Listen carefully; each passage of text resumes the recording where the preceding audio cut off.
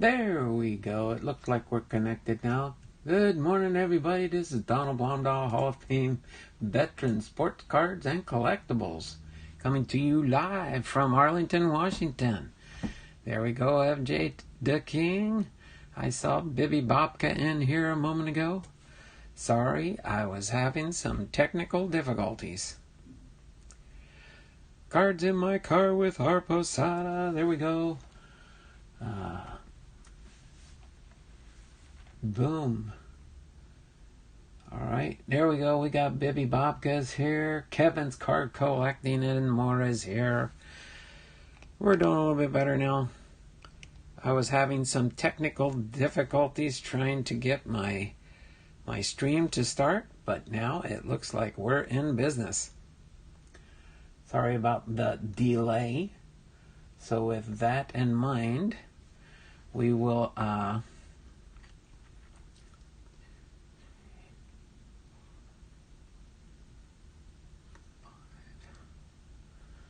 okay, I think we're clicked over, so I'm going to get ready and add my new free entries into my giveaway for the Wheel of Names.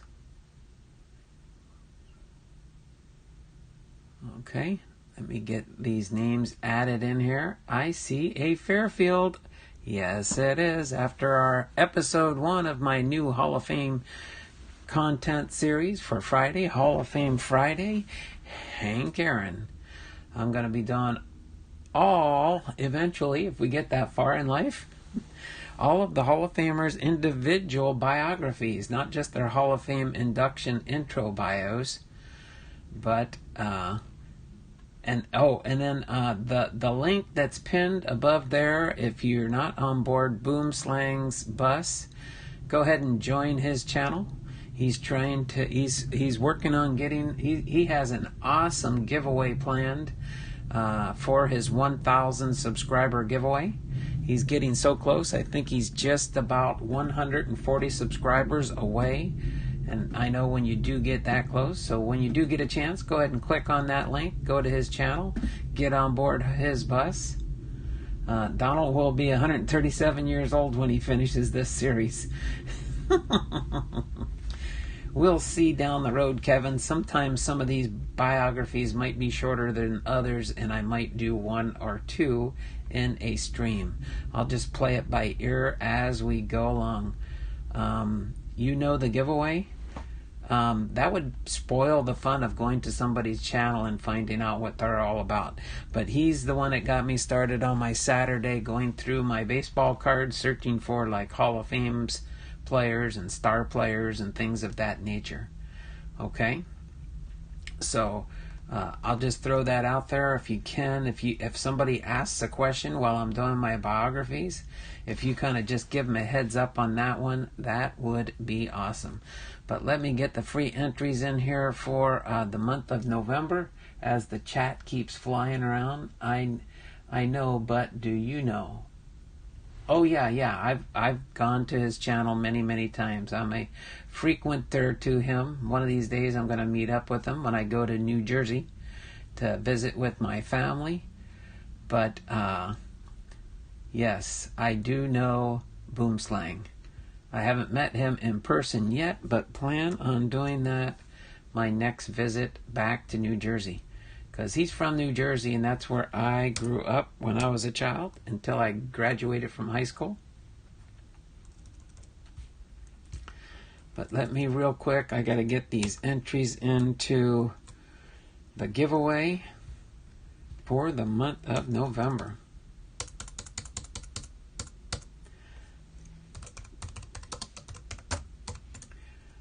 Okay, I got that one. And then I got to get cards in my car with Art Posada and Kevin's card collecting for their all three of you popped into the live stream when within the first minute of doing the live stream. All right, so let me get this here. I think we're good to go there now. Boomslang used to be a policeman here in Las Vegas. He is much better off now, retired and living in New Jersey. Yeah, I guess he's. Oh, I think he's from New Jersey originally. That's why he went back there. I mean, I'm from New Jersey, but I have no desire to go back and live there in retirement. It would be just too expensive, kind of like me in retirement here in Washington State. It is getting too expensive for me to live here too. So somewhere, maybe in the not so distant future, we might move to somewhere else and maybe to a warmer climate.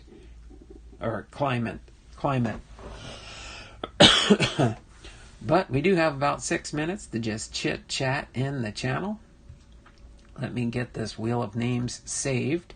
Again, next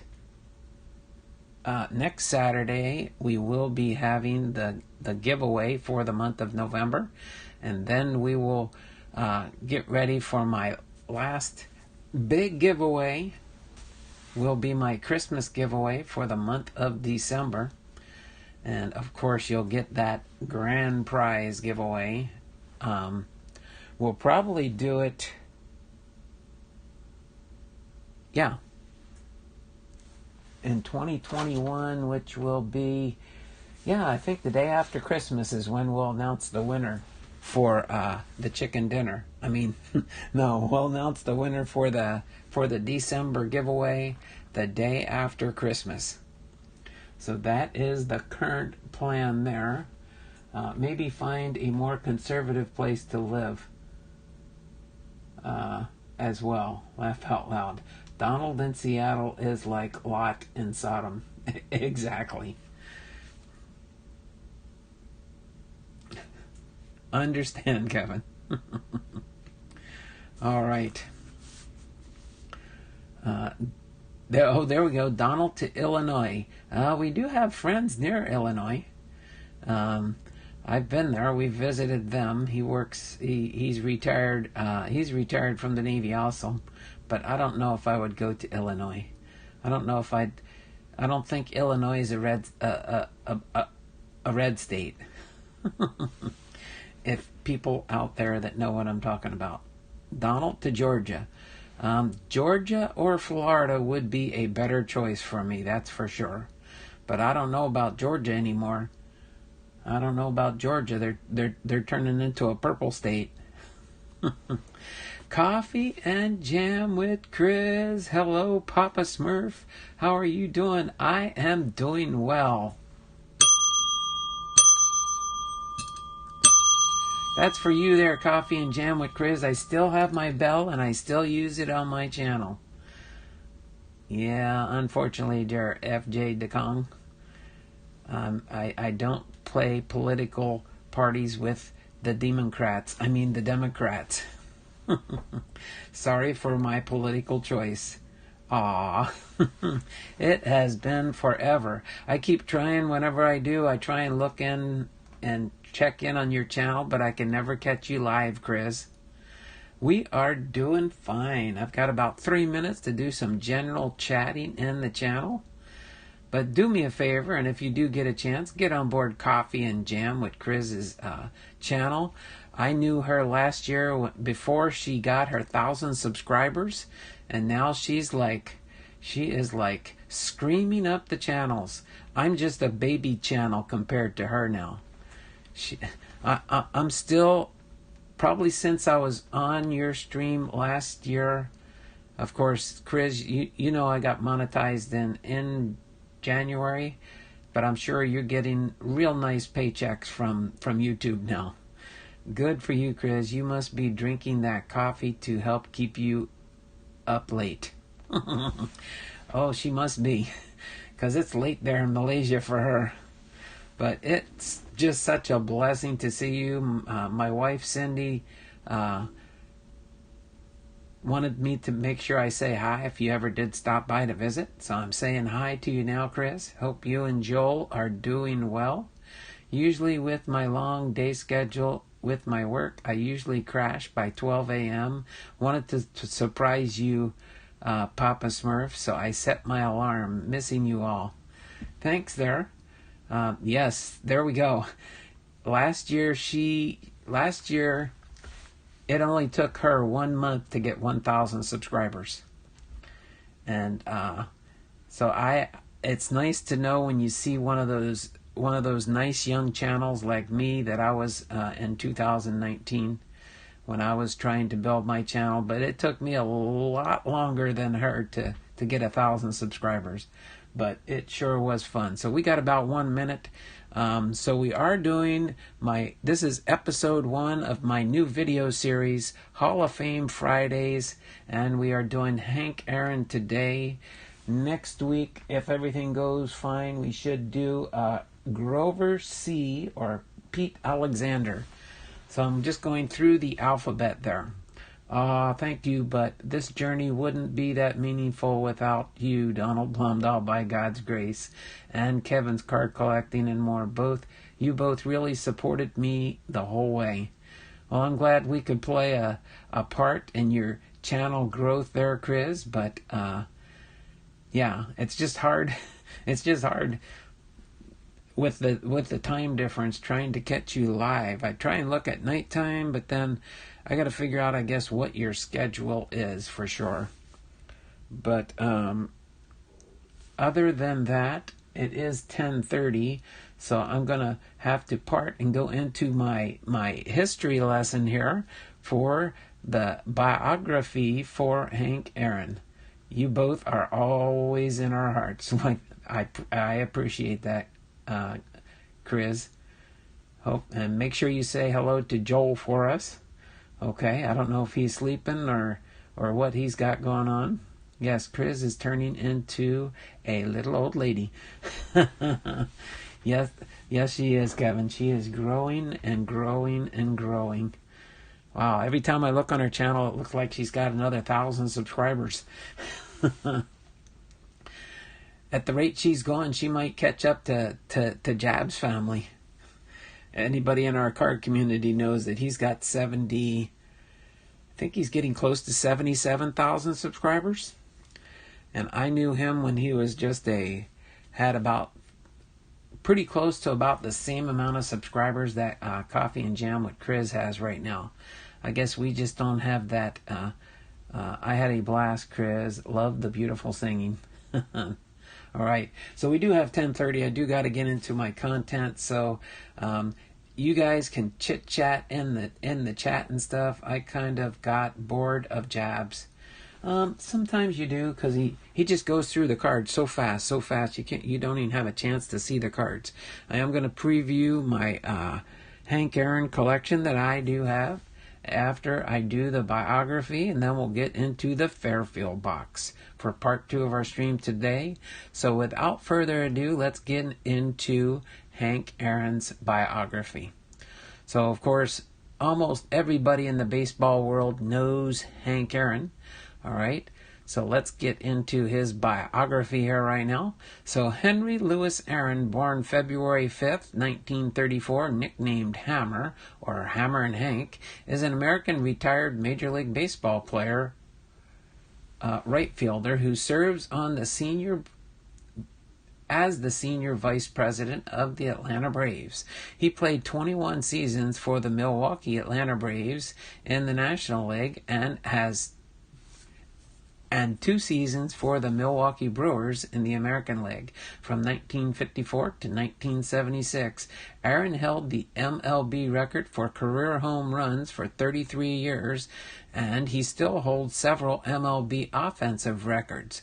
He hit 24 or more home runs every year from 1955 through 1973, and is one of only 2 players to hit 30 or more home runs in a season at least 15 times. In 1999, the Sporting News ranked Aaron 5th on its 100 greatest baseball players list. Aaron was born and raised in and around Mobile, Alabama. All right. Aaron had 7 siblings, including Tommie Aaron, who played Major League Baseball with him. He appeared briefly in the Negro American League and minor league baseball before starting his Major League career. By his final MLB season, Aaron was the last Negro League baseball player on a Major League roster. Aaron played the vast majority of his MLB games in right field. Welcome to the single. Oh my word. Chris became a channel member.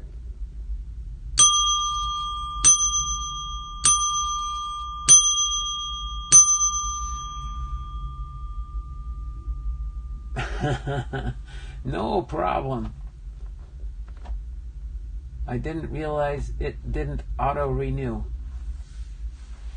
Oh, it should probably, as long as you've set it up that way. Maybe because you're international. I don't know if maybe that made a difference, but welcome to the single. Thank you for becoming a new channel member there, Chris. That's going to be a blessing and a help to me. Did I miss some? Oh, the Past is Alive is here. There we go. The Past is Alive snuck in the house. Thanks there, John. John Jabs is in the house. Wow, we got two big timers in here. Two big timers in here. Let's see. He must have just popped in the stream here. Hey, FJ, how are you? I'm a nobody. No, you're not, John. You're not a nobody.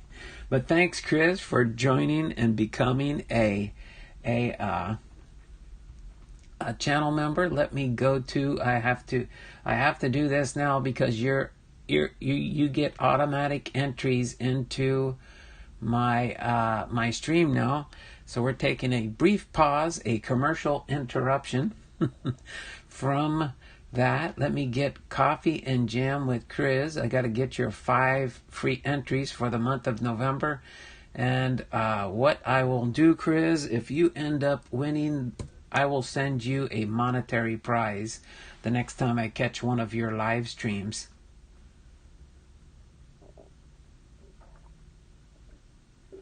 Yes, I don't know why when it comes to the U.S. it does not auto-renew. That's okay. That is okay. Let me take care of you though and put you into my monthly giveaway there, Chris. Into my wheel of names. Got to add your 5 entries. That single level membership is $5 a month, and I do appreciate that. I do appreciate that very much. 2, 3, 4, 5. There we go. So I've got your free entries here. Let me save this really quick, and then we will get back into our content at hand. Okay, so let me get back up here in the chat. Oh, wait a minute. Sorry. Anytime something like that happens, it kind of throws me off a little bit, but this is fun. This is fun. That's all part of doing a live stream. And hey, Papa Smurf, Chris here too. This is my second monetized. Oh, there we go. Chris Reacts. Oh, okay. So did you separate your 2 channels now for Coffee and Jam with Chris and Chris Reacts? Well, I'm going to have to, when I do get a chance, let me make a note of that, and I'll go and check into your new channel. So it's called Chris Reacts. Let me, Chris Reacts.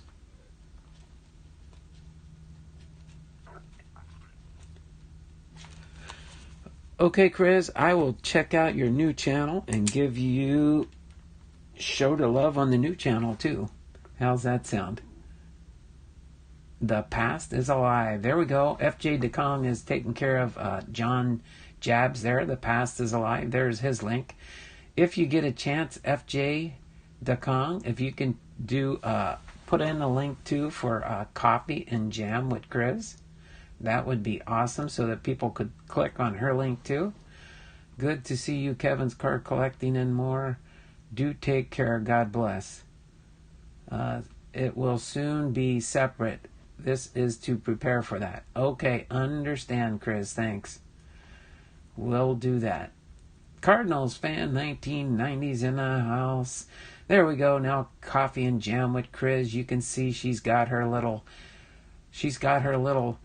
icon there showing she's not only a moderator on the channel, but she's also a channel member. When you become a channel member, you get that little green icon, and as you progress through the months, that channel member symbol will change colors.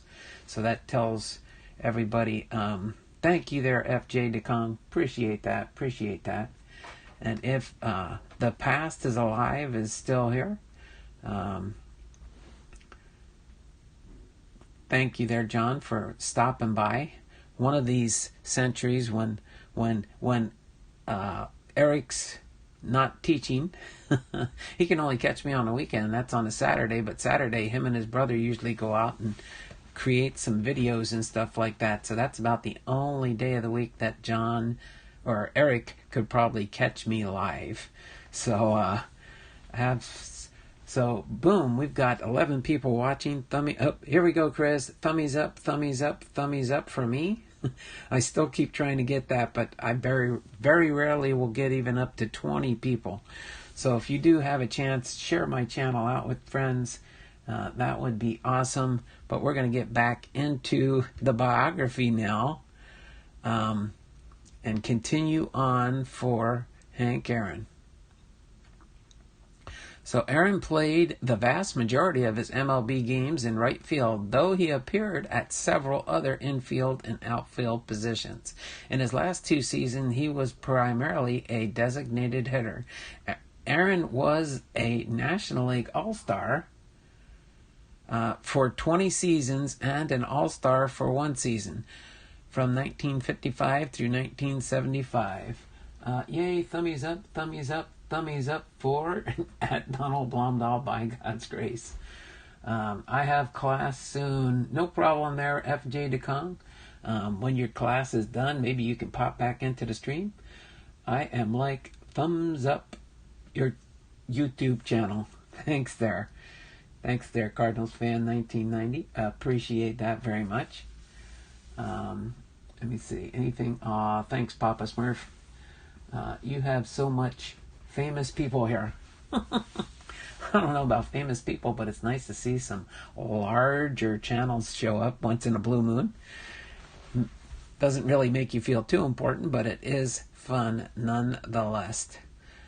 So Aaron holds the record for most All-Star game selections at 25, and is tied with Willie Mays and Stan Musial for the most All-Star games played in 24 All-Star games. He was a Gold Glove winner for 3 seasons. In 1957, he was the National League most valuable player when the Milwaukee Braves won the World Series. He won the National League Player of the Month award in May of 1958. That's the year I was born. And June 1967. Aaron holds the MLB records for the most career runs batted in at 2,297, extra base hits at 1,477, and total bases 6,856. Aaron is also on the top 5 for career hits, 3,771, and runs at 2,174. He is one of only 4 players to have at least 17 seasons with 150 or more hits. Aaron is in second place in home runs, 755, and at-bats, 12,364, and in third place in games played at 3,298. At the time of his retirement, Aaron held most of the game's key power hitting records. In 1982, he was inducted into the National Baseball Hall of Fame. Since his retirement, Aaron has held front office roles with the Atlanta Braves. In 1988, Aaron was inducted into the Wisconsin Athletic Hall of Fame. In 1999, MLB introduced the Hank Aaron Award to recognize the top offensive players in each league. He was awarded the Presidential Medal of Freedom in 2002, and he was named a 2010 Georgia trustee by the Georgia Historical Society in recognition of accomplishments that reflect the ideals of Georgia's founders. Aaron resides near Atlanta. Pop in the chat real quick. But I will find a way to stay. Just mute the sound so they don't hear it in the background there, FJ. And you can just keep an eye on the chat. You're the best YouTube channel, Donald, Hall of Fame baseball cards. Thanks there, Cardinals fan. Hank Aaron, the all-time home run leader, and Chris reacts. Listening and refreshing the stream to watch ads. Thanks there, Chris. It's funny. I mean, your channel, you're probably doing a lot better on your ad revenue. But most of my revenue that I do get from my channel is from the super chats and channel memberships. You do make the most money there. So the more super chats you get and the more channel memberships you get, that enables you to get your monetization checks from YouTube at a quicker pace. It takes me a couple months before I get enough money in my account to where YouTube pays me. But I'm not doing it for just the money, but it does help to allow me to create more content. So do appreciate each and every super chat, although it is not necessary. Okay. So early life, Aaron was born in Mobile, Alabama to Herbert Aaron Sr. and Estella Aaron. He had 7 siblings. Tommie Aaron, one of his brothers, also went on to play Major League Baseball, and by the time Aaron retired, he and his brother held the record for most career home runs by a pair of siblings with 768. There were also the first siblings to appear in a league championship series as teammates. All right. While he was born in a section of Mobile referred to as Down the Bay, he spent most of his youth in Toomanville, and Aaron grew up in a poor family. His family could not afford baseball equipment, so he practiced by hitting bottle caps with sticks. He would create his own bats and balls out of material he found on the streets. His boyhood idol was baseball star Jackie Robinson, and Aaron attended Central High School as a freshman and a sophomore. Like most high schools, they didn't have organized baseball, so he played outfield and third base for the Mobile Black Bears, a semi-pro team. Aaron was a member of the Boy Scouts of America also. Although he batted cross-handed as a right-handed hitter with his left hand above his right, Aaron established himself as a power hitter as a result. And in 1949, at the age of 15, Aaron had his first tryout with an MLB franchise, the Brooklyn Dodgers. However, he did not make the team. After this, Aaron returned to school to finish his secondary education, attending the Josephine Allen Institute, a private school in Alabama. During his junior year, Aaron first joined the Pritchard Athletics, followed by the Mobile Black Bears, an independent Negro League team. While on the Bears, Aaron earned $3 per game, which would be the equivalent of $99 today, which was $1 more than he got while on the Athletics. All right, pop in the chat, collecting sports cards. Hi, Chris Reacts. All right, let me do a refresh on the chat so I know where I left off. Between sections in my biography, Negro League and Minor League Career. On November 20th, 1951, baseball scout Ed Scott signed Aaron to a contract on behalf of the Indianapolis Clowns of the Negro American League, where he played for 3 months. He started play as a 6 foot 180-pound shortstop. He earned $200 a month, and as a result of his standout play with the Indianapolis Clowns, Aaron received 2 offers from MLB teams via telegram, one from the New York Giants and the other from the Boston Braves. Years later, Aaron remembered, "I had the Giants contract in my hand, but the Braves offered $50 a month more. That's the only thing that kept Willie Mays and me from being teammates. $50. While the Clowns had experienced some overt racism, his team was in Washington, D.C.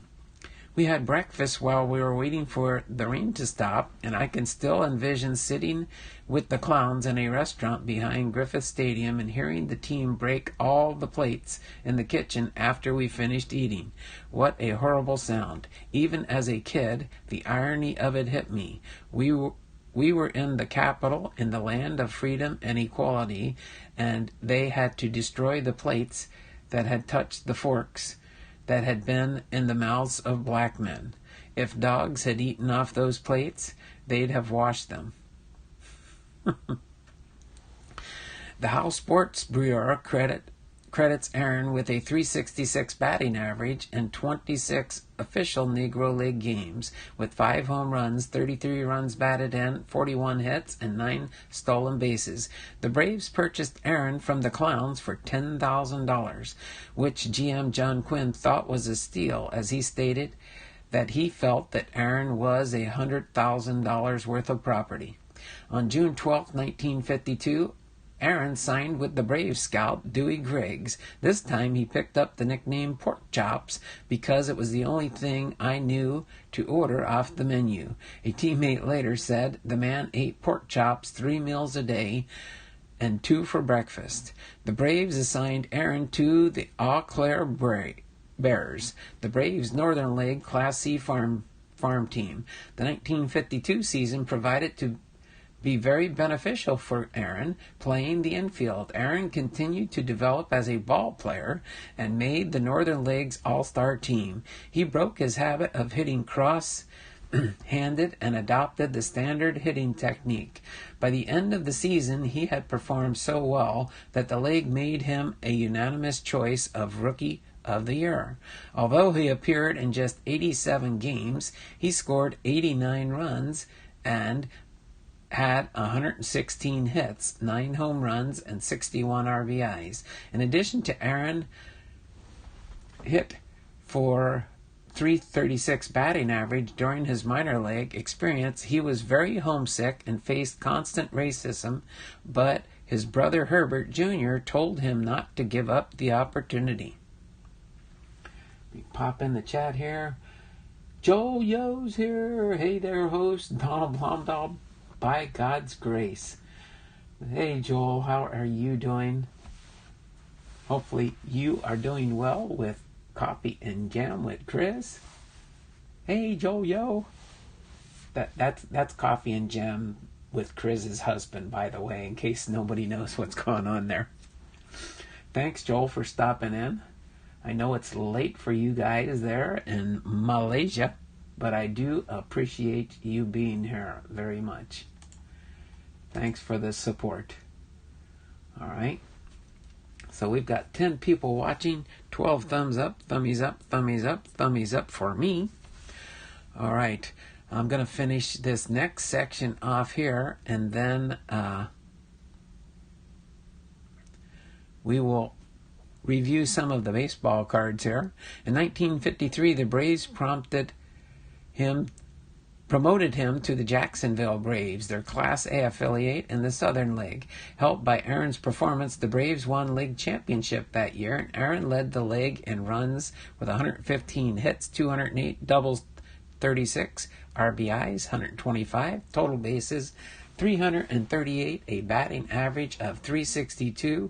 He won the league's Most Valuable Player award, and such a dominant year that one sports writer was prompted to say, Henry Aaron led the league in everything except hotel accommodations. Aaron's time with the Braves did not come without problems. He was one of the first African Americans to play in the league. In the 1950s, were a period of racial segregation in parts of the United States, especially the southeastern portion of the country. When Aaron traveled around Jacksonville, Florida, and the surrounding areas, he was often separated from his team because of Jim Crow laws.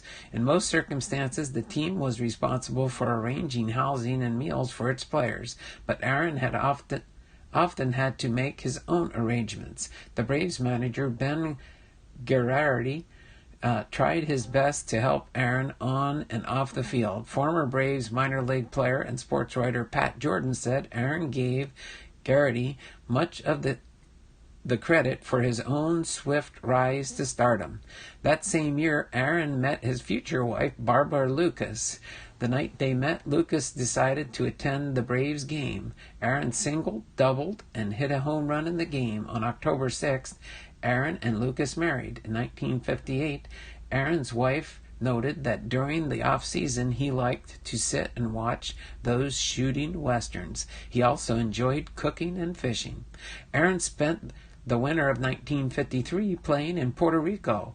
Mickey Owen, the team's manager, helped Aaron with his batting stance. Until then, Aaron had hit most pitches to left or center field. But after working with Owen, Aaron was able to hit the ball more effectively all over the field. During his stay in Puerto Rico, Owen also helped Aaron transition from second base to the outfield. Aaron had not played well at second base, but Owen noted that Aaron could catch fly balls and throw them well from the outfield to the infield. The stint in Puerto Rico also allowed Aaron to avoid being drafted into the military service. Though the Korean War was over, people were still being drafted. The Braves were able to speak to the draft board, making the case that Aaron could be the player to integrate the Southern Association the following season with the Atlanta Crackers. The board appears to have been convinced, as Aaron was not drafted. All right, welcome to the Single Cardinals Fan 1990. Did you become a member again? I thought you were a member already. But thanks there, Cardinals fan. Appreciate you doing that again. Let me take a brief intermission here. Hold on a second. Where did I leave off?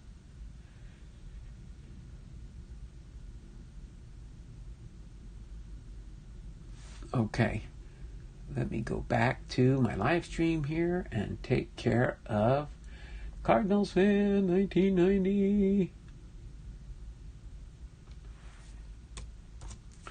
Right, and get you 5 entries into my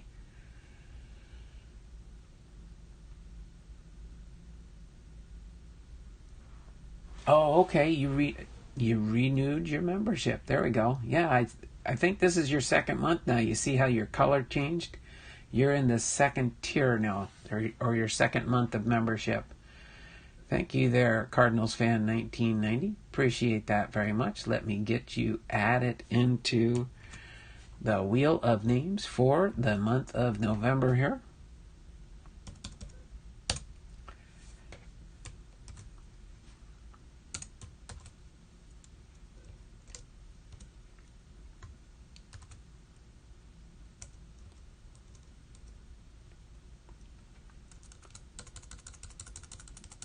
Hold on just a moment here.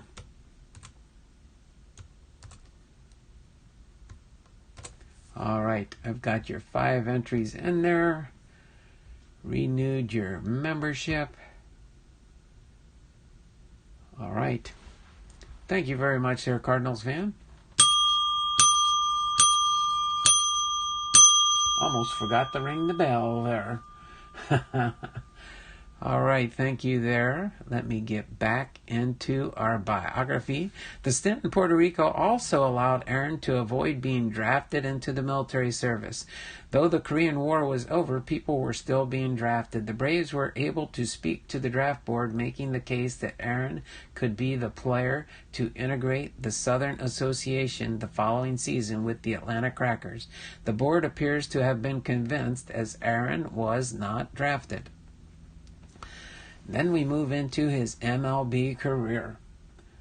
Good morning to you at the Hobbyist. The Hobbyist is here. Good morning, everyone. Good morning, cards. Appreciate that. So we've got 9 people watching, 12 thumbs up, thummies up, thummies up, thummies up for me. All right, but let me go through a few of these cards here that I've got as we go through each of these next sections here. I'll go through a few of the cards here. This here is an Upper Deck card from 1994, 1974 Hank Aaron card. All right. Then this next one we've got here, the Braves, June 30th, 1970. Aaron smashes first home run in Riverfront Stadium. Okay, you can ignore that. But this is a 2015 Topps. Matter of fact, let me change that out there real quick. Okay. Should have did that before we started here. All right. And then my third card in this preview here is another Upper Deck Hank Aaron 44 from the year 2000, an Upper Deck 2000 card. And these are just this is my Hank Aaron collection, but I still have about 7 more 1,000 count boxes to sort into my Hall of Fame. I just have to find time to get around to it. But this is a 1974 Hank Aaron passed Babe Ruth to become baseball's all-time home run king.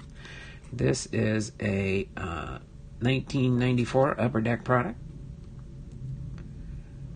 So there we go, 3, and our fourth one on the board here is a Henry Aaron outfield for the Milwaukee Braves. This is Topps Baseball Archives, the ultimate 1954 season. So those 5 cards. Now we'll move back into the biography. Good morning, everyone. Hobbyist. Cards in my car with our Posada. Hope everyone is having a great morning. Don't forget to hit the thumbs up, thummies up, thummies up, thummies up for me. John Fishman's in the house. How you doing there, John? Thanks for stopping by. Let me get back into the biography. Now we'll go into his MLB career.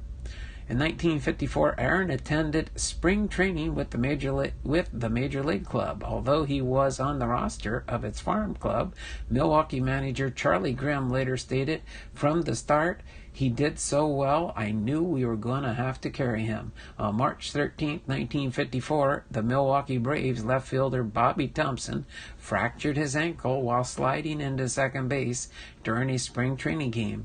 The next day, Aaron made his first spring training start for the Braves Major League team, playing in left field and hitting a home run. This led Hank Aaron to a Major League contract, signed on the final day of spring training and a Braves uniform with the number 5. On April 13th, Aaron made his Major League debut and was hitless in 5 at-bats against the Cincinnati Reds left-hander Joe Nuxhall. In the same game, Eddie Matthews hit 2 home runs, the first of a record 863 home runs the pair would hit as teammates. On April 15th, Aaron collected his first Major League hit, a double off Cardinals pitcher Vic Raschi. Aaron hit his first Major League home run on April 23rd, also off Raschi. Over the next 122 games, Aaron batted .280 with 13 homers before he suffered a fractured ankle on September 5th. He then changed his number to 44, which would turn out to look like a lucky number for the slugger. Aaron would hit 44 home runs in 4 different seasons, and he hit his record-breaking 715th career home run off Dodgers pitcher Al Downing, who coincidentally also wore number 44. At this point, Aaron was known to family and friends primarily as Henry. Braves' public relations director, Don Davidson, observing Aaron's quiet, reserved nature, began referring to him publicly as Hank in order to suggest more accessibility. The nickname quickly gained currency, but Henry continued to be cited frequently in the media, both sometimes appearing in the same article, and Aaron would answer to either one. During his rookie year, his other well-known nicknames, Hammerin Hank by teammates and Bad Henry by opposing pitchers, are reported to have arisen. Considerably late in his career, Aaron coined Stone Fingers, which would prove a popular handle for one of baseball's more colorful characters, the famous distance-hitting but defensively challenged first baseman Dick Stewart, reportedly delighting even its recipient. Sal Magley recommended throwing low curveballs to Aaron. He's going to swing and he'll go after almost anything. Magley said to the Brave slugger, and he'll hit almost anything, so you have to be careful. Pop in the chat here, nothing new there. Let's go through 5 more cards here. This here, I believe, is a Golden Moments Hank Aaron card from 2001 Topps opening day, 50 years of baseball. Okay, 2001 Topps. Does say 2000 there, opening day 2001. All right, third up to bat here is Diamond Legends Hank Aaron. Diamond Legends card. That's an awesome looking one. I think this is an upper deck. Yep, upper deck from what I thought. And this is a 1994 upper deck card. Card number 3. Another Hank Aaron outfielder, Milwaukee Braves. This is Topps Baseball Archives, the Ultimate 1953 season. All right, card number 4 here is another Memorable Moments card from the same 2001 Topps baseball card set. Actually, this one's 2000. I don't know why they did that back in the year with this Topps product. Golden Moments with the Atlanta Braves. All right, and then here we go. This one's with the Milwaukee Braves. I think this one wasn't that the Atlanta Braves? Yeah, Atlanta Braves, and then this was before they became the Atlanta Braves. Sports Magazine 58 All-Star Selection Archives for 2002. Okay, 2002 Archives. Reprint card, or recaptured card, I think they called them back in the day. But awesome cards like the Hank Aaron stuff. All right. Prime of his career. At the prime of his career, Aaron hit .314 with 27 home runs and 106 RBIs in 1955. He was named to the National League All-Star roster for the first time. It was the first of a record 21 All-Star selections and first of a record 25 All-Star Game appearances. In 1956, Aaron hit .328 and captured the first of 2 National League batting titles. He was also named the Sporting News National League Player of the Year. In 1957, Aaron won his only MVP award, as he had his first brush with the Triple Crown. He batted .322, placing third, and led the league in home runs and runs batted in. On September 23, 1957, in Milwaukee, Aaron hit a two-run walk-off home run against the St. Louis Cardinals, clinching the pennant for the Braves. After touching home plate, he was carried off the field by his teammates. It was the only pennant-clinching walk-off home run in Major League history in a non-playoff regular season game. Milwaukee went to win the World Series against the New York Yankees, the defending champions, 4-3. Aaron did his part by hitting .393 with 3 homers and 7 RBIs. On December 15, 1957, his wife Barbara gave birth to twins. 2 days later, one of the children died. In 1958, Aaron hit .326 with 30 home runs and 95 RBIs. He led the Braves to another pennant, but this time they lost a 7-game World Series to the Yankees. Aaron finished third in the MVP race, and he received his first of 3 Gold Glove awards. During the next several years, Aaron had some of his best games and best seasons as a Major League player.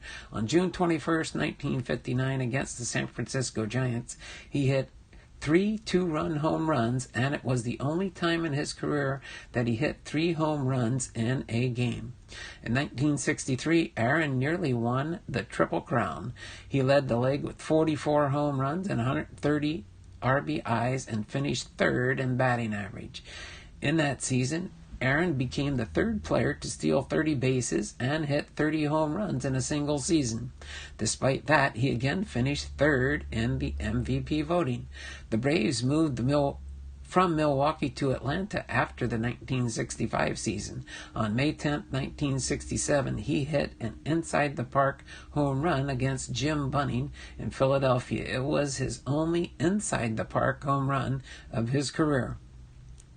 In 1968, Aaron was the first Atlanta Brave player to hit his 500th career home run, and in 1970, he was the first Atlanta Brave to reach 3,000 career hits.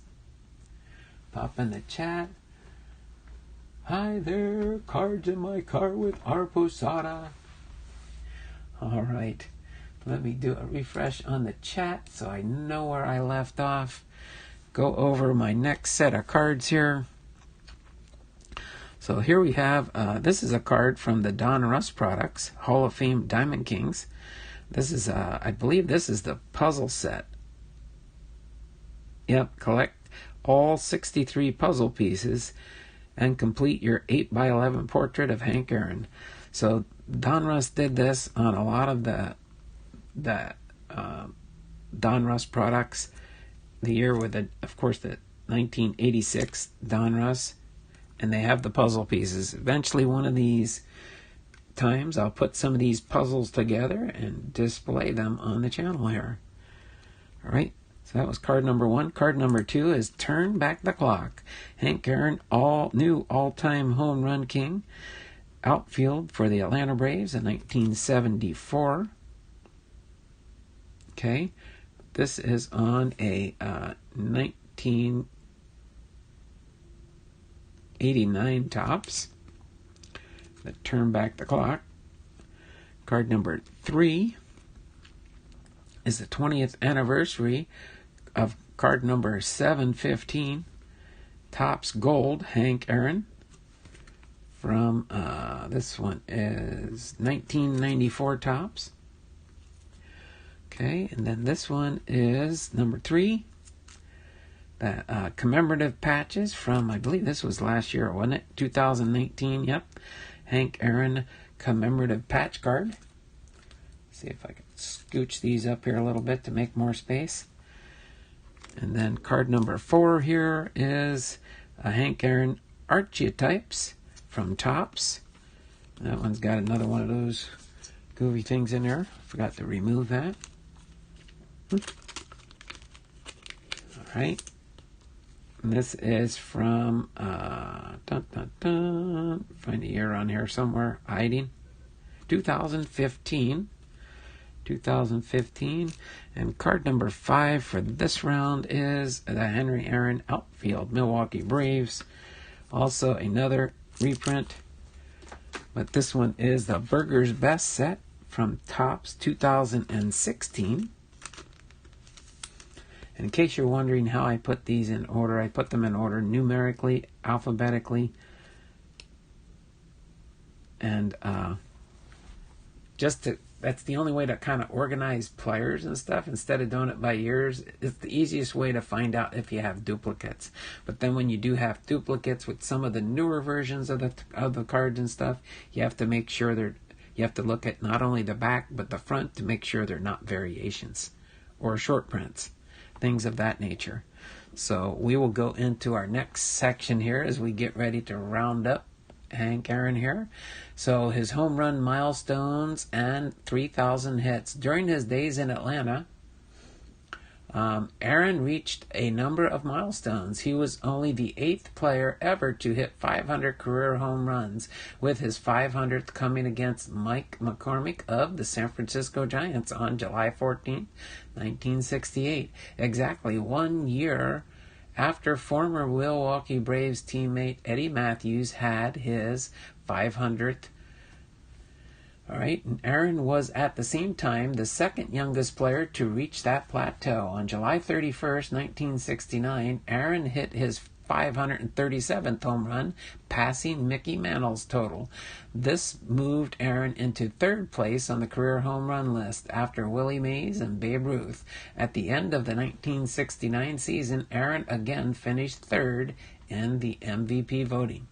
In 1970, Aaron reached 2 more career milestones. On May 17th, Aaron collected his 3,000th hit in a game against the Cincinnati Reds, the team against which he played in his first major league game. Aaron established the record for most seasons with 30 or more home runs in the National League. On April 27, 1971, Aaron hit his 600th career home run, the third major league player ever to do so. On July 13th, Aaron hit a home run in the All-Star game played at Detroit's Tiger Stadium. For the first time, he hit his 40th home run of the season against the Giants' Jerry Johnson on August the 10th, which established a National League record for most seasons with 40 or more home runs at 7.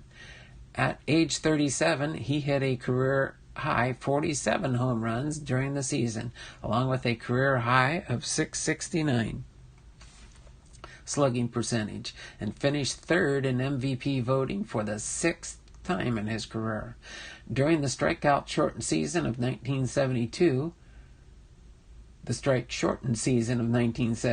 Aaron tied and then surpassed Willie Mays for second place on the career home run list. Aaron knocked in the 2,000th run of his career and hit a home run in the first All-Star game played in Atlanta. As the year came to a close, Aaron broke Stan Musial's major league record for total bases at 6,134, and Aaron finished the season with 673 career home runs, breaking Ruth's record. Aaron himself downplayed the chase to surpass Babe Ruth, while baseball enthusiasts and the national media grew increasingly excited as he closed in on the 714 career home runs record. Aaron received thousands of letters every week during the summer of '73, including hate mail. The Braves ended up hiring a secretary to help him sort through it.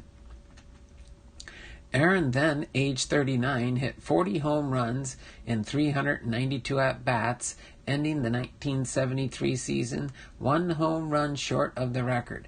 He hit home run number 713 on September 29th in 1973, with 1 day remaining in the season. Many expected him to tie the record, but in his final game that year, playing against Houston Astros, managed by Leo DeRocher, who had once roomed with Babe Ruth, he was unable to achieve this. After the game, Aaron said his only fear was that he might not live to see the 1974 season. He was the recipient of death threats and a large assortment of hate mail during the 1973-74 off-season from people who did not want to see Aaron break Ruth's nearly sacrosanct home run record. The threats extended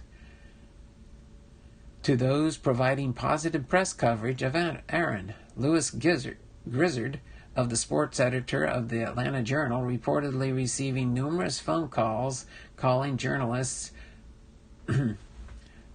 blank lovers for covering Aaron's chase. While preparing the massive coverage of the home run record, he quietly had an obituary written, afraid that Aaron might be murdered. Sports Illustrated pointedly summarized the racist vitriol that Aaron was forced to endure. Is this to be the year which Aaron, at the age of 39, takes a moonwalk above one of the most hallowed individual records in American sport? Or will it be remembered as the season in which Aaron, the most dignified of athletes, was besieged with hate mail and trapped by the cobwebs of goblins that lurk in baseball's attic? At the end of the 1973 season, Aaron received a plaque from the U.S. Postal Service for receiving more than 930,000 pieces than any person, excluding politicians. Aaron received an outpouring of public support in response to the bigotry. Newspaper cartoonist Charles Schulz created a series of peanut strips printed on August 1973, in which Snoopy attempts to break the Ruth record, only to be besieged with hate mail. Lucy says in the August 11th strip, Hank Aaron is a great player, but if you break Babe Ruth's record, it'll be a disgrace. Coincidentally, Snoopy was only one home run short of tying the record and finished the season as such when Charlie Brown got picked off during Snoopy's last at-bat. And, as it turned out, Aaron finished the 1973 season one home run short of Ruth. Babe Ruth's widow, Charlie Higson, denounced the racism and declared that her husband would have enthusiastically cheered Aaron's attempt at the record. As the 74 season began, Aaron's pursuit of the record caused a small controversy. The Braves opened the season on the road in Cincinnati with a 3-game series against the Cincinnati Reds. The Braves management wanted him to break the record in Atlanta and were therefore going to have Aaron sit out the first 3 games of the season. But baseball commissioner Bowie Kuhn ruled that he had played 2 games in the first series. He played 2 out of 3, tying Babe Ruth's record on April 4th, 1974. In his very first at-bat on his first swing of the season off Reds pitcher Jack Billingham, but did not hit another home run in the series. The Braves returned to Atlanta on April 8, 1974. A crowd of 53,775 people showed up for the game, a Braves attendance record. The game was also broadcast nationally on NBC. In the 4th inning, Aaron hit home run number 715 off Los Angeles Dodgers pitcher Al Downing, although Dodgers outfielder Bill Buckner nearly went over the outfield fence trying to catch it. The ball flew into the Braves bullpen, where relief pitcher Tom House caught it. While cannons were fired in celebration, 2 college students sprinted onto the field and jogged alongside Aaron for part of his circuit round the bases, temporarily startling him. A young Craig Sager actually interviewed Aaron between third and home for a television station, WXLT, now WWSB Channel 40 in Sarasota. As the fans cheered wildly, Aaron's parents ran onto the field as well. Braves announcer Milo Hamilton, calling the game on WSB radio, described the scene as Aaron broke the record. Henry Aaron is in the second inning, walked and scored. He's sitting on 7-14. Here's the pitch by Downing, swinging. Here's a drive to left center field. That ball is going to be out of here. It's gone. 715. There's a new home run champion of all time, and it's Henry Aaron. The fireworks are going. Henry Aaron is coming around third. His teammates are at home plate, and listen to this crowd. Meanwhile, Dodgers broadcaster Vin Scully addressed the racial tension, or apparent lack thereof, in his call of the home run. What a marvelous moment for baseball. What a marvelous moment for Atlanta and the state of Georgia. What a marvelous moment for the country and the world. A black man is getting a standing ovation in the Deep South for breaking a record of an all-time baseball idol, and it is a great moment for all of us, in particular for Henry Aaron. And for the first time in a long time, that poker-faced Aaron shows the tremendous strain and relief of what it must have been like to live with that the past several months. On October 2nd, 1974, Aaron hits his 733rd home run in his last at-bat for the Braves as a Braves player. He was acquired by the Milwaukee Brewers for Dave May.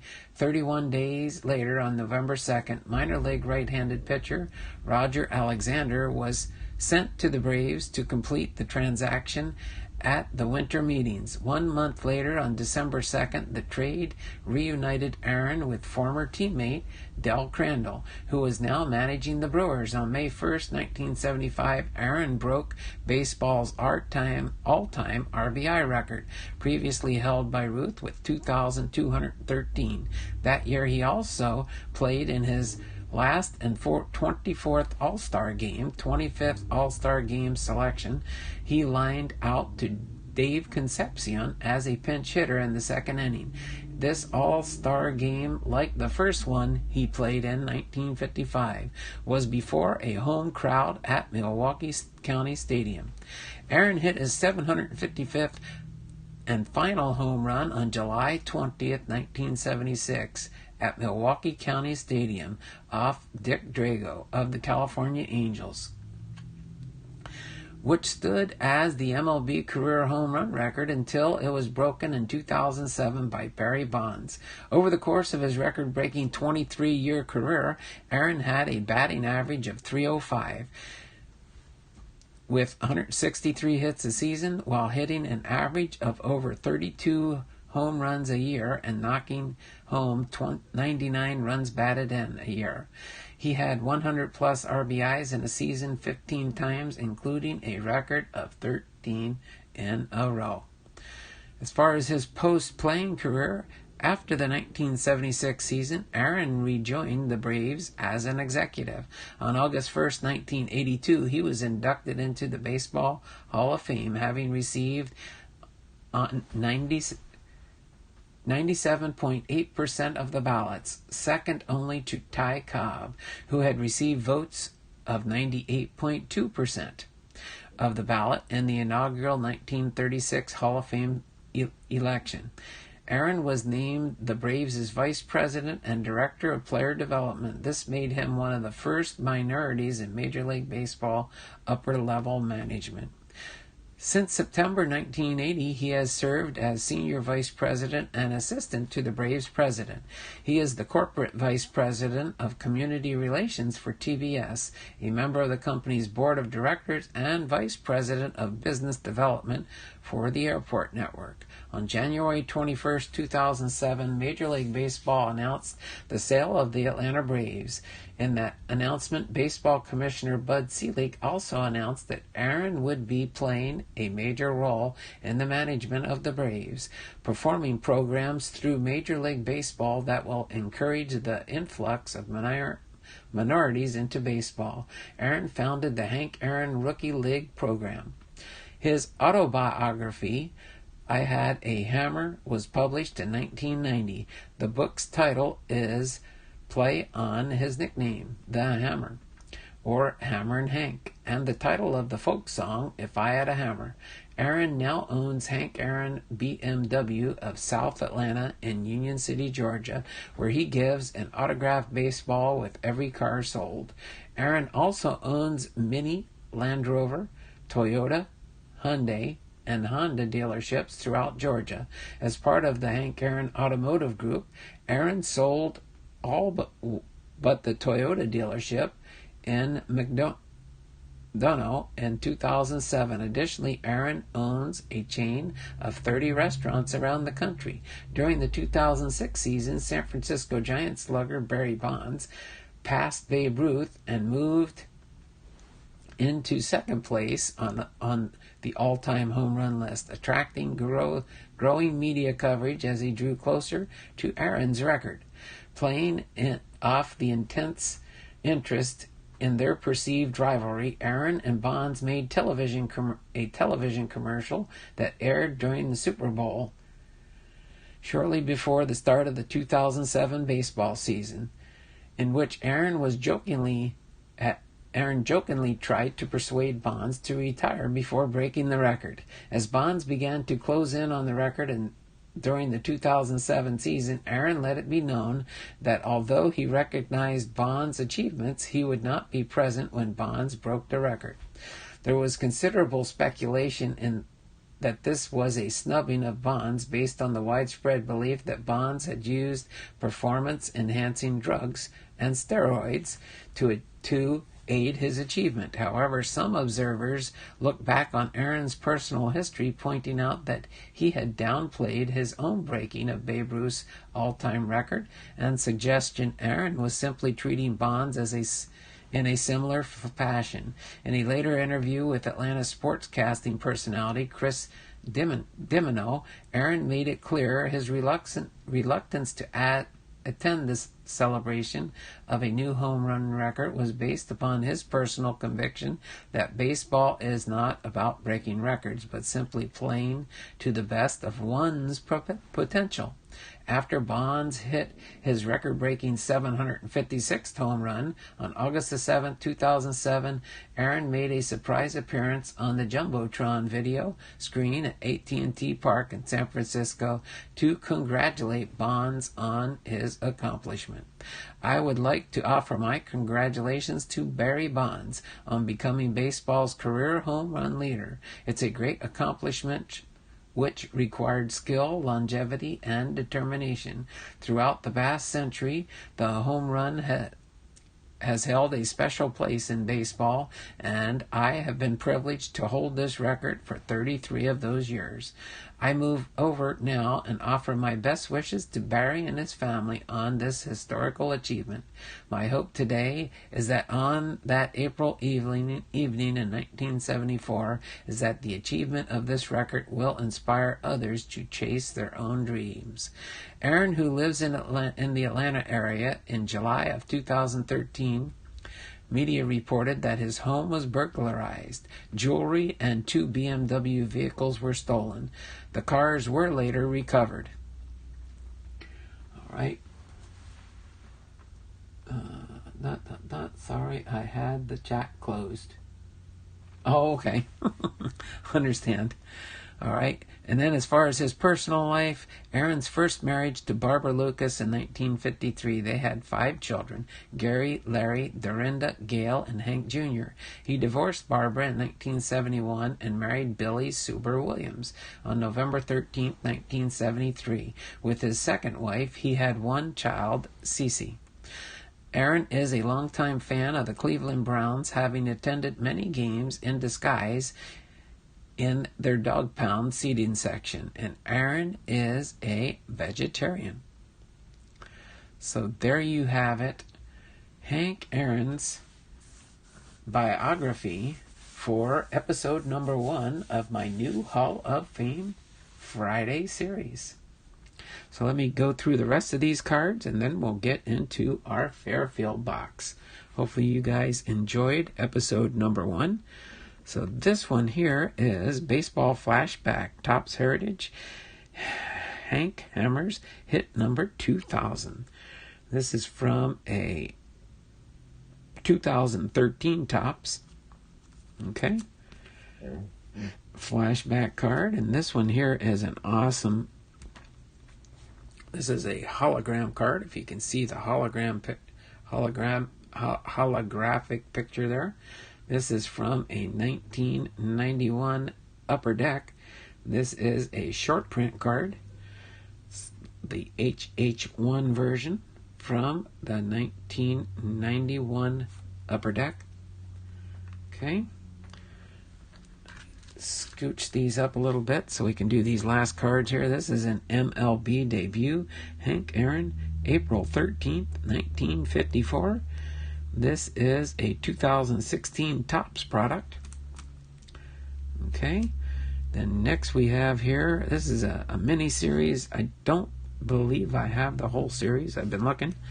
But I believe this is a 27 card set. This is just a few of the cards that I have in this set. So 1966, Move to Atlanta. And this was from Upper Deck, 1991. case you're wondering what series this is from, this one is 1970, hit number 3000. And then this one here is 1974, when he hit 715 home runs. And then this one here is 1975, return to Milwaukee. This one here was from I believe this was 1988 score product. Yep, had to break out my magnifying glass. Aaron breaks Babes' record. Okay, a little bit of a, do you remember County Stadium, April 8th, 1974? Okay. See if I can squeeze this in here. There we go. And then this one is a Kmart 20th anniversary 1974 highlight. I believe this is a 1982 Topps. Yep, 1982 Topps. This is probably one of my oldest original cards for Hank Aaron. And then this one here is a, can't remember what year they did these, but this is the Collectabooks. I'll show you what this one kind of looks like here. Let me move over to the live chat here. All right, we got that. I like the new series. Yep, I'm going to go alphabetically through all the Hall of Famers, that's for sure. But and then along with that, I'll be highlighting some of the players that I have hundreds of cards of. I might not do them all, but I'll choose some of the cards to go through during the biographies. But this was a collectabook, and I can't remember for sure if it probably says, yeah, this is from a 1990 set. Okay, these are kind of nice little neat booklets that they made back in the day here. Henry Louis Aaron, personal highlights, some information about him, his personal story, career highlights. And then, of course, it lists all his stats from 1954 to 1976 in here, including his 755 home runs. And Henry says, unless you're an all-around player, you won't stay around long enough to set any big records. And of course, that it would be nice if that was a hand-autographed one, but it is, Hank. That's probably the closest I have to having an autograph card of Hank Aaron. Pretty sure he's still alive. I don't know if Hank Aaron does through the mail. That'd be cool to try and get a through the mail of Hank Aaron.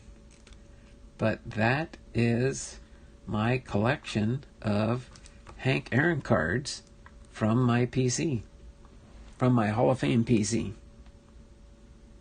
So hopefully you all enjoyed that. All right. Let me refresh the chat here so I know where I left off. And then we will get into our Fairfield. Let me put these cards away real quick. We'll get our stands ready here for our Fairfield product coming up.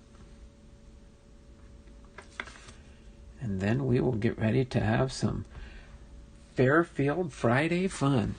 Okay? Let me just go ahead and set these. That'll go back down there.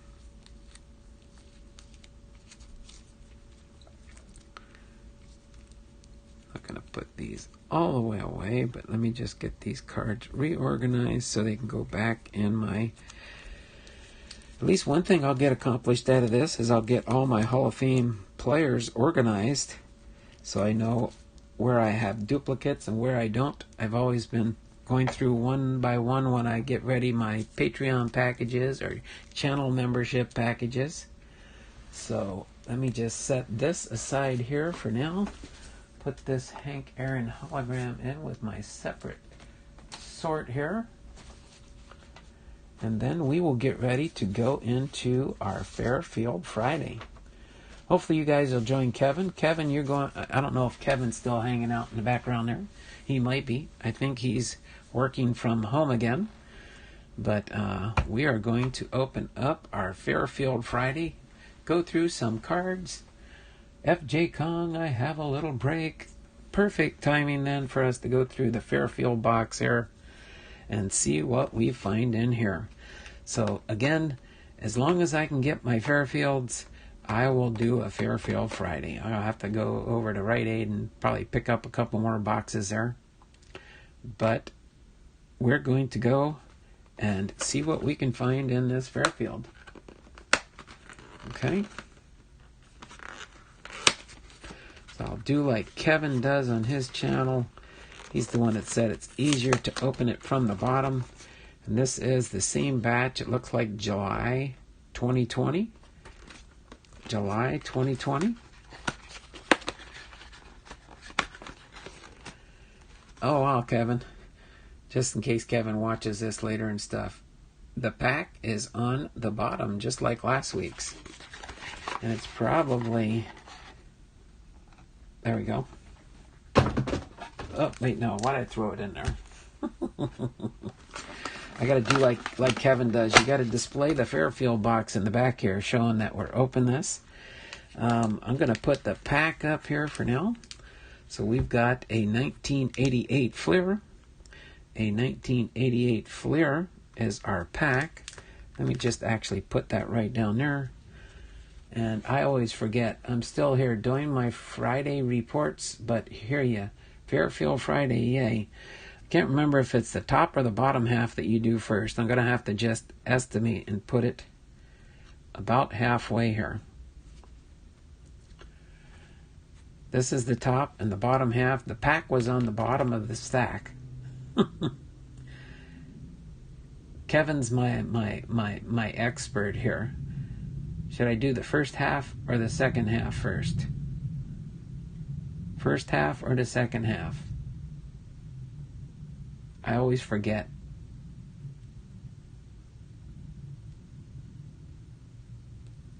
A little bit of help, Kevin. One quickie here.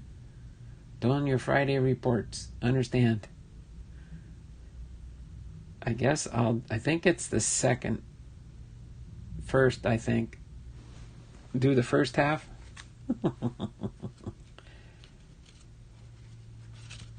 Oh, there we go. Yeah. Okay, we'll start with those.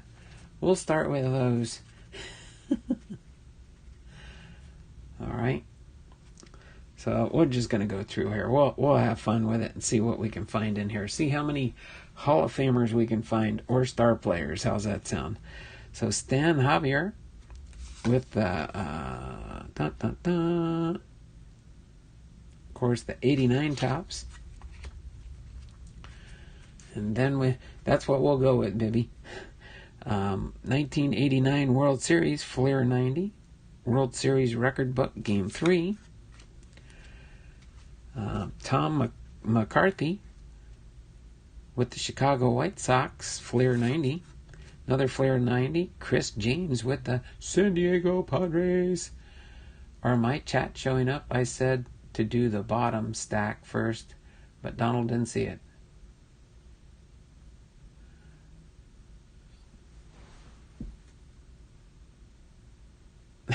Sorry. Well, that's okay. We'll see. But yeah, the pack was on the bottom of the whole stack. I know how you usually get it in the middle.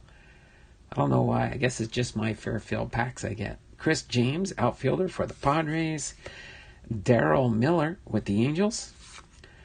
Lance Blankenship with the Oakland A's, Fleer 90.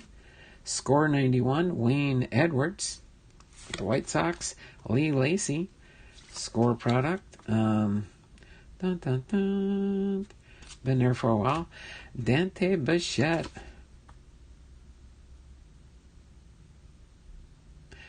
That's not his rookie card, but Bo Bichette's dad there. Dave Magadan with the Mets. Score 91.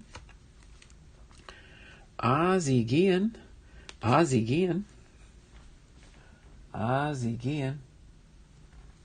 okay, with the White Sox. Rene Gonzalez with the Orioles. Ted Power with the Tigers. Greg Brock, not Lou Brock, but Greg Brock with the Brewers. Carney Lansford with the A's. Pedro Guerrero. Pedro Guerrero? Not Vladimir, but Pedro. Jack Howell, Fleer 90s. Juan Samuel, Fleer 90 with the Mets. Greg Harris, pitcher for the Padres. Gerald Perry, first base for the Braves. Gerald, not Gaylord. Tracy Jones with the Tigers. Nothing late breaking great here yet. Jonathan Haben with the Yankees. Don Russ 92. Mark Lewis, Top Stadium Club.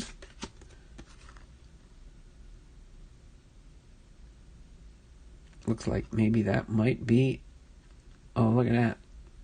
First draft pick, Mark Lewis, was the 89 Tops, and this is the 90. So I don't know if that's classed as his rookie card or not, but Charlie LeBrant with the Atlanta Braves, Leaf product. There we go.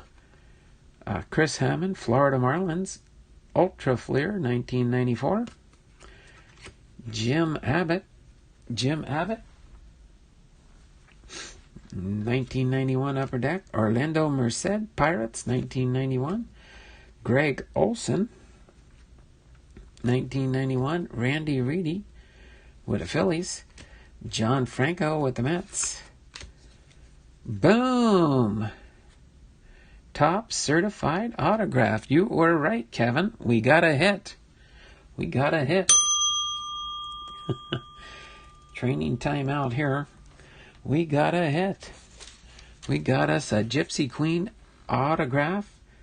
Let's see. J.P. Arancibia. So we got us a hit. You were right. It's in the top half, so you open the bottom half first.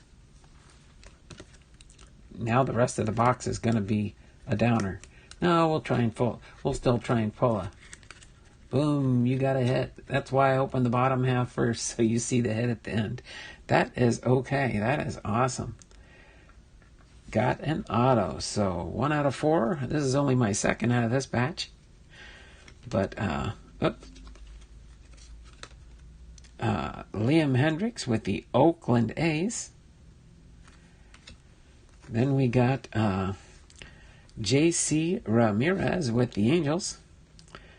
We got a Edwin Diaz with the Seattle Mariners. That's my first Seattle Mariner in the box in the Fairfield. Yunel Escobar with the Angels. Trevor Bauer with the Indians. Michael Fulmer with the Tigers. Got some newer cards in this stack. McMahon Ryan with the Rockies. Craig Kimbrell with the Red Sox. And Kyle Hendricks with the Cubs. And Max Kepler with the Twins. All right. And then I think you usually open up the pack in the middle, right? Because then you end with normally the hit, but I did it wrong. So let's see what we can find with the 1988 Fleer. Trying to think in the 88 product, who's the... You never know until you open it up here. You can't have everything up in front and cheating, basically. But there we go, the sticker card. St. Louis Cardinals sticker card for Fleer. I do like these red, white, and blue ones. I like the red, white, and blue stripes, but we got Dave Stieb with the Blue Jays. Danny Jackson with the Royals. Tom Herr with the Cardinals. Bruce Hurst with the Red Sox. Herm Winningham with the Expos. Eddie Williams with the Indians. Shawan Dunston with the Cubs. There we go. There's a Hall of Famer. Carlton Fisk, our first Hall of Famer in the box. Sean Hilligus. All right. Who do we got here? Mark McGuire and Pat Tabler. There's a star player, Mark McGuire there. Zane Smith for the Braves. Mark Williamson for the Orioles. Alan Ashby with the Astros.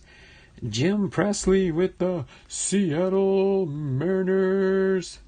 I can see Chuck loving the 88 Fleer just because of the red, white, and blue border. Yeah, Chuck might like this set, I would think. If I was Chuck, I would try to have the complete set of the Fleer 1988 Fleer products. That's red, white, and blue all the way. And here we go. We got major league prospects, Jim Eppard and of the Angels and Joey Meyer of the Milwaukee Brewers. So only one Hall of Famer so far. But let's see what we can find in the second stack here. Rolling on to the second stack here. So we got the mustard cards, Fleer 91, Pete Harnish. Jeff Montgomery for the Royals. Joe Orsuluk with the Orioles. We got Benny Castilla, Top Stadium Club. We got Denny Hawking, MLB debut, September 10th, 1993. Tim Poog, Top Stadium Club. Matt Williams, 1991, Upper Deck. Okay. Luis Polonia, 1993, Don Russ. Rick Aguilera, 91 Fleer. Otis Nixon, 91 Fleer with the Expos. Roger Mason, Pittsburgh Pirates, 92 Ultra Fleer. Mitch Williams with the Phillies. Here we go. We got the Pirates leaders.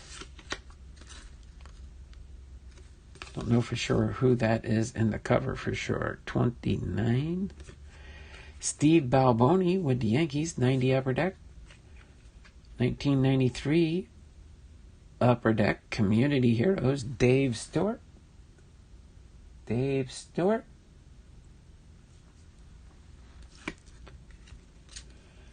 And we got, who do we got next here? Chris Nobholtz with the Expos.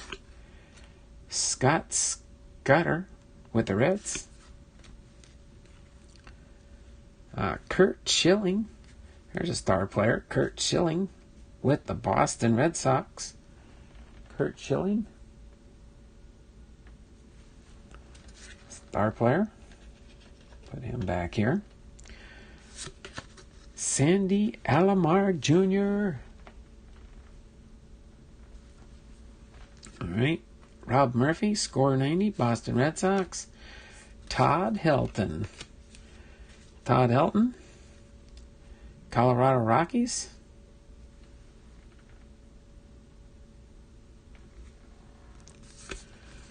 Sid Bream, 1990 Upper Deck. Howard Johnson with the Mets. Carmen Castillo, 88 Don Russ. Jim Traber, 89 Fleer. Ozzie Canseco, designated hitter, outfielder for the Athletics. Corey Snyder with the Indians. Jerry Brown, 1990 Don Russ. Dave Johnson with the, 86 Tops. Dave Johnson. Then we've got John Wetland, 90 Upper Deck. Dennis Powell with the Seattle Mariners. I'll be mentioning something about that tomorrow. Matter of fact, Kevin. Kurt Schilling will probably make the Hall of Fame maybe next round, I think. Go back to that Dave Stewart A's card. Dave Stewart Dave Stewart, A's card. Stewart.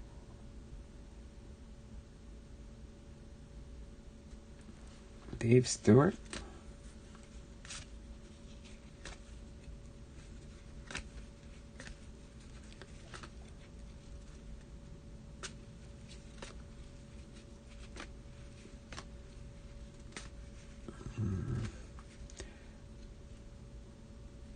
Dave Stewart, I don't think... No, Dave Stewart's not a Hall of Famer. He got the 1990 Roberto Clemente Award. He might be in Oakland Athletics.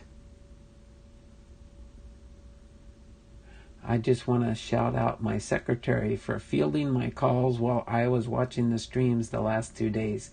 So many families needing food for the holidays. Oh, yeah, I know. We do the same thing in our church there, Vivi. Google says he was inducted in 1993. Yeah, but it might be the Oakland A's Hall of Fame. You got to remember, too, that each baseball club has their own baseball club's Hall of Fame that they put in. But I don't have Dave Stewart as a Hall of Famer. Probably if you look it up, I think Google says he was inducted in 93. Yeah, for his team. Yeah, that's the only thing you got to be careful with on that, Kevin, because the Arizona Diamondbacks probably will have their own hall. Every baseball team has their, like even the Seattle Mariners. We have Seattle Mariners Hall of Famers and team Hall of Famers. So it was most likely probably for his... He was inducted into the Oakland Athletics Hall of Fame. Pretty much for that. Thanks, Bibby. Yeah, that's what I thought so. And then Ishmael Valdez with the Dodgers. A Ron Romanek with the California Angels. A Mark McLemore with the Angels. A Randy Johnson Hall of Famer for the Seattle Mariners. There we go. That's our second Hall of Famer card. So we got Carlton Fisk and Randy Johnson. Julio Franco Score All-Stars from 1991 Score Product. Shane Mack with the Twins. Jay Bell with the 88 Don Russ. Brian Harper with the Minnesota Twins. Oh, there you go, Kevin. Matt Noakes. Matt Noakes for the Detroit Tigers. I knew I had to get a Matt Noakes card. Why wouldn't we get a Matt Noakes card? And then a Eddie Murray. Eddie Murray. Hall of Famer mustard card for Eddie Murray. So we got 3 Hall of Famers here. We got 3 Hall of Famers. This is turning into quite a Fairfield. All right. And then the hobbyist, hello at Kevin's Card Collecting and more. So we got our St. Louis Cardinals sticker card. We got 4 Seattle Mariners. I did get the Randy Johnson Seattle Mariner. But Dennis Powell, 1991 Upper Deck. The Jim Presley with the Seattle Mariners for the 88 Fleer, and the Edwin Diaz with the Seattle Mariners for 2018 Topps. Okay, we did get 2 star players. Kurt Schilling, Classic 2005 Classic Clippings, and Mark McGwire. Okay. And then we did get 3 Hall of Famers, Eddie Murray, Randy Johnson, and Carlton Fisk. Okay. So that will go on my Hall of Fame separation there. And then we did get our hit for the box, a top certified autograph issue Gypsy Queen, Aranciba, J.P. Sibia with the Toronto Blue Jays. So, boom. There we go. Kimbrel, Oh, Kimbrel will probably make the Hall of Fame? Most likely, yeah.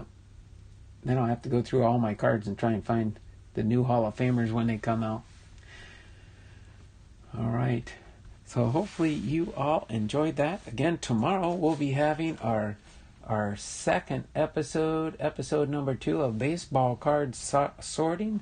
Looking for the Hidden Gems will be episode number 2. Okay. So is there anything else? Oh, by the way, again, just those that might have popped in here last, you'll see a link that's pinned on the top of the chat here. That is for Boomslang. Boomslang is getting close. He needs about, could be 140 or just under 140 subs for his 1,000 subscriber giveaway. And go into his channel and you can see that. No disagreements on Matt. So I guess you all agree.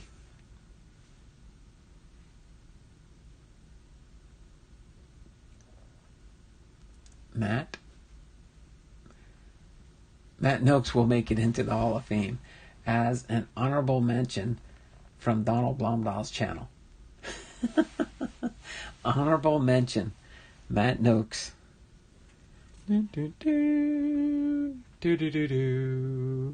Here, I'll even make it.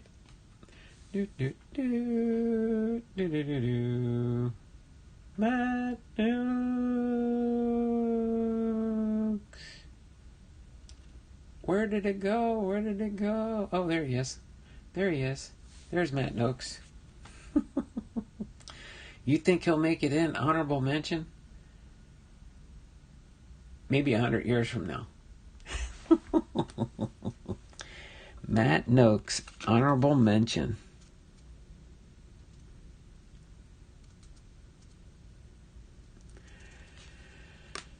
I guess Kevin has an affinity to him because he was born in San Diego.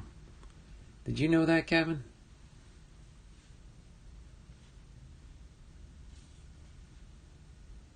That he was born in San Diego, California, October 31st.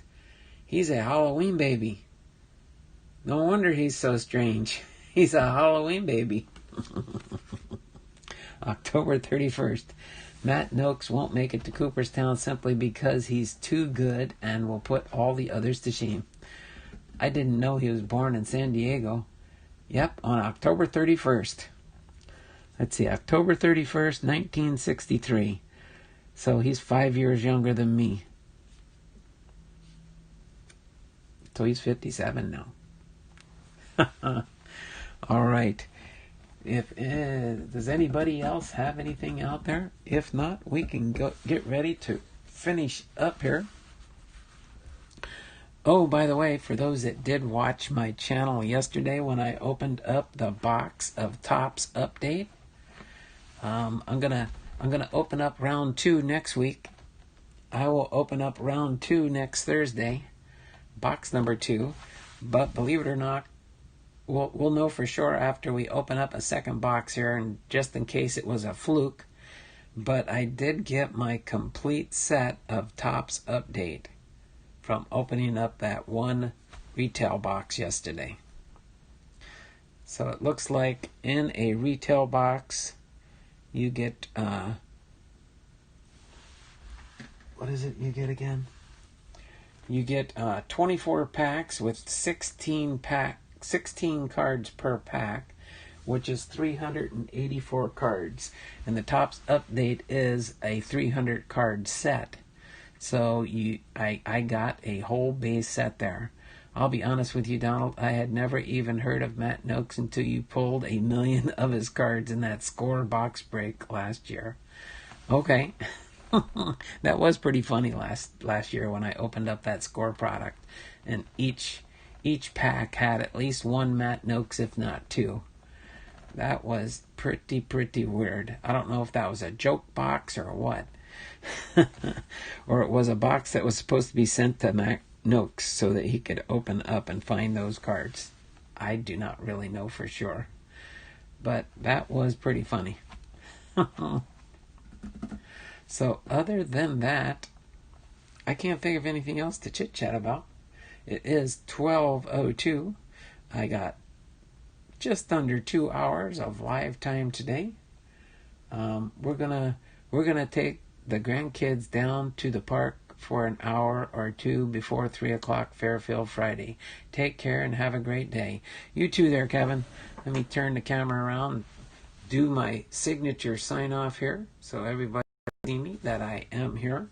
This is my shirt, my hat that I wore today. It's one of my Hall of Fame hats that I do have. This is the 2000. Is this the 2016? Yeah, this is the 2016. Of course, this is the Griffey M. Piazza hat. The Griffey M. Piazza hat. The Griffey M. Piazza hat there. So, might not be the necessary hat that I wear on my Hall of Fame Fridays, but that is the one I'm wearing today. And I am wearing the 2020 Hall of Fame induction shirt today, since this is 2020, to kick off my new Hall of Fame series. Okay, so that's what this shirt is. Okay, it has, let me see if I can get it a little closer here. Has the Jeter, Miller, Simmons, and Walker inductees, which, from what Hall of Fame has decided, they will be inducted in next year's ceremony with the 2021 inductees. So they're just going to have, since everything with what's going on in the world today, hopefully by then things will be more normal, or what they say, the new normal, so that we'll be able to do a little bit better there. But this has been Donald Blumdahl, Hall of Fame veteran, sports cards and collectibles, having been live to you from Arlington, Washington, with another episode of with my first episode of my new series for Hall of Fame Fridays, and it was Hank Aaron and our Fairfield Friday fun.